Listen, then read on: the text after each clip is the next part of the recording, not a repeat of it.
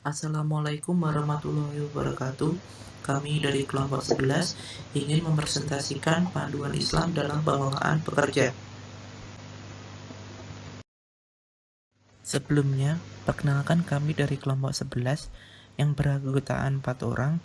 Yang pertama ada Trisnika Alvina Putri, yang kedua ada Elvira Febrianti, yang ketiga ada Klaurita Nur Hasanah, yang keempat ada Siswa Baskoro.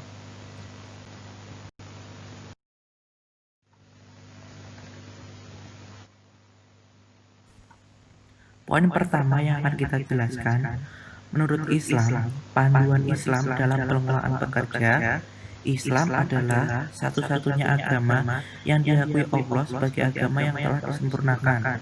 Oleh karena itu, Islam memberikan agama panduan dalam segala aspek kehidupan yang dapat mengantarkan manusia sukses di dunia hingga di akhirat kelak. Salah satunya, panduan Islam dalam pengelolaan pekerja. Berdasarkan penelitian yang telah dilakukan, Islam memberikan garis panduan dalam setiap langkah pengelolaan pekerja. Dalam tahap persiapan dan seleksi, Islam menekankan perlunya perencanaan, merekrut pegawai yang kuat dan amanah. Selanjutnya yaitu pengelolaan pekerjaan dalam Islam. Jadi, manusia sebagai pekerja perlu dikelola dengan profesional, karena itu merupakan amanah yang nantinya akan dimintai pertanggungjawabannya. Pengetahuan dan pengalaman diperlukan untuk mendapat pengelolaan yang baik, agar dapat menopang pemberdayaan dan optimalisasi manfaat sumber daya yang ada. Dalam surah Ar-Rahman ayat ke-33, Allah telah menganjurkan manusia untuk menuntut ilmu seluas-luasnya tanpa batas dalam rangka membuktikan kebesarannya. Kedudukan manusia dalam hubungannya dengan manusia lain yang ideal telah dijelaskan Allah dalam kitabnya dengan karakteristik yaitu: pertama, menganggap bahwa semuanya adalah saudara dan dimiliki kedudukan yang sama meskipun berbeda suku bangsa. Hal itu sudah dijelaskan dalam Quran Surat Al-Hujurat ayat ke-13. Yang kedua yaitu saling tolong-menolong dan berbuat baik, sehingga akan terciptanya masyarakat yang harmonis, sesuai dengan Quran Surat Al-Ma'idah ayat kedua. Yang ketiga yaitu berlomba-lomba dalam kebaikan, sesuai dengan Quran Surat Al-Baqarah ayat 148. Yang keempat, toleransi dan bebas menjalankan ajaran agama masing-masing, sesuai dengan Quran Surat Al-Kafirun ayat 1-6.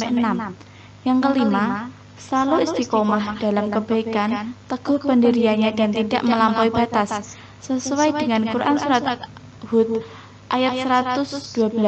Yang keenam yaitu adil dan selalu memperjuangkan kebenaran, sesuai dengan Quran Surat An-Nisa ayat 58.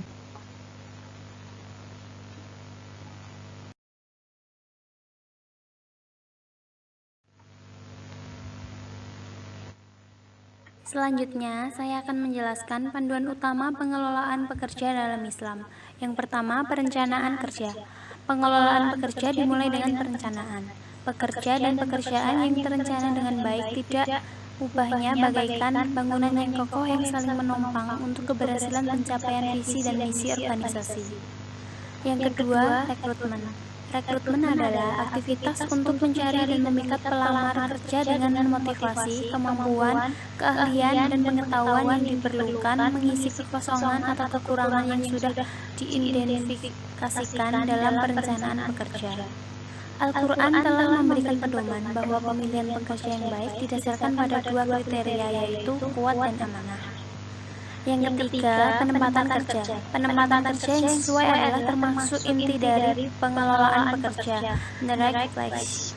Orang yang tepat di tempat yang tepat.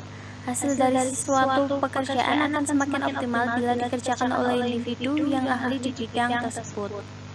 Yang keempat, pelatihan dan pengembangan. Dalam pasal 1 ayat 9 Undang-Undang Nomor 13 Tahun 2003 disebutkan bahwa pelatihan pekerjaan adalah keseluruhan kegiatan yang bertujuan untuk memberi, memperoleh, meningkatkan, serta mengembangkan kompetensi kerja, produktivitas, disiplin, sikap, dan etos kerja pada tingkat keterampilan dan keahlian tertentu sesuai dengan jenjang dan kualifikasi jabatan dan pekerjaan.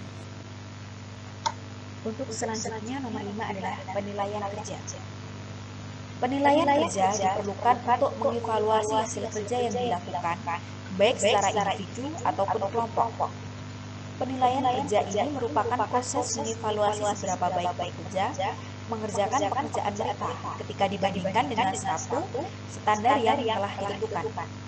Manfaat penilaian kerja ini adalah untuk perbaikan kinerja, administrasi, pemberian kompensasi, promosi, pemberhentian, dan untuk pengembangan. Yang nomor 6 adalah promosi jabatan. Promosi jabatan berarti kenaikan pangkat. Hakikat promosi adalah perpindahan yang memperbesar wewenang dan tanggung jawab seseorang ke jabatan yang lebih tinggi di dalam suatu organisasi yang diikuti dengan kewajiban, hak, status, dan penghasilan yang lebih besar. Yang nomor 7 adalah kompensasi. Pengertian upah secara umum dalam Undang-Undang Nomor 13 Tahun 2013 tentang Ketenagakerjaan, Pasal 1 Ayat 30 berbunyi, upah adalah hak pekerja atau buruh yang diterima dan dinyatakan dalam bentuk uang sebagai imbalan dari pengusaha kepada pekerja yang ditetapkan dan dibayarkan menurut suatu perjanjian kerja. Syarat-syarat kompensasi yaitu adalah: 1. Jelaskan baik jumlah maupun jenisnya. Yang kedua adalah dibayarkan segera mungkin atau sesuai waktu yang telah disepakati dalam akad. Yang ketiga, dapat digunakan oleh pekerja untuk memenuhi kebutuhan hidupnya dan keluarganya. Yang kedelapan adalah keselamatan dan kesehatan kerja. Keselamatan dan kesehatan kerja perlu terus dibina agar dapat meningkatkan kualitas keselamatan dan kesehatan kerja karyawan.